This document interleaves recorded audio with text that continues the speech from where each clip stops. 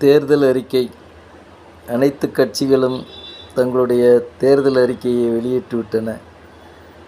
நரியை பரியாக்குவோம் என்றும், பரியை நரியாக்குவோம் என்றும், பன்றியை யானையாக்குவோம் என்றும், யானையை பன்றியாக்குவோம் என்றும் பல்வேறு சரித்தும் தமிழ்நாட்டு மக்களை குழப்பி யாருக்கு ஓட்டளிப்பது, எங்கிருந்து இலவசங்கள் அதிகமாக வரும் என்ற ஒரு குழப்பமான சூழ்நிலையில் இருக்கும் பொழுது என்னுடைய தேர்தல் அறிக்கையை நான் வெளியிடுகிறேன்.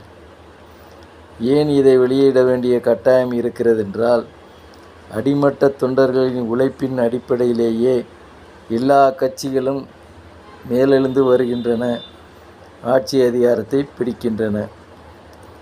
அடிமட்ட தொண்டர்கள் தங்களுடைய கட்சியின் கொடிமரத்தை பிடுங்கிவிட்டான், பேனரை கிழித்து விட்டான், கொடிகளை அகற்றிவிட்டான் என்று இள இரத்தத்தில் உணர்ச்சி வயப்பட்டு தங்களுடைய கோபத்தை வேறொரு கட்சியின் அடிமட்ட தொண்டன் மீது காட்டுகிறார்கள்.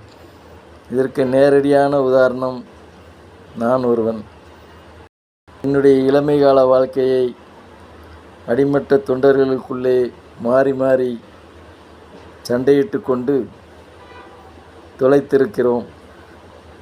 விருதுநகர், ஒன்றுபட்ட விருதுநகர் மாவட்டமாக இருக்கும் பொழுது அந்த பகுதியில் உள்ள கட்சிகளுக்கு இடையிலான மாறி மாறியான மோதல்கள்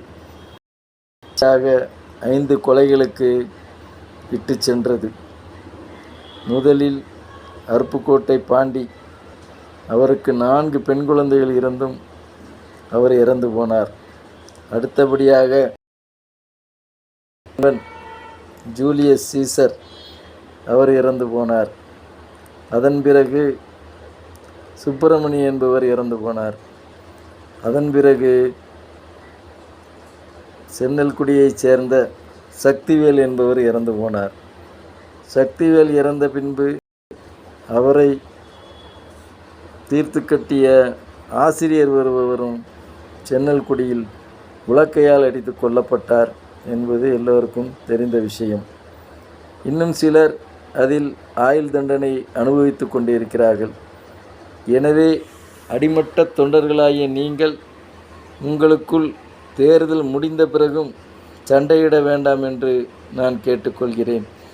வழக்கமாக எல்லா தேர்தலுக்கு பிறகும் என்னுடைய வார்த்தையில் நான் அறிக்கையாக வெளியிடுவேன்.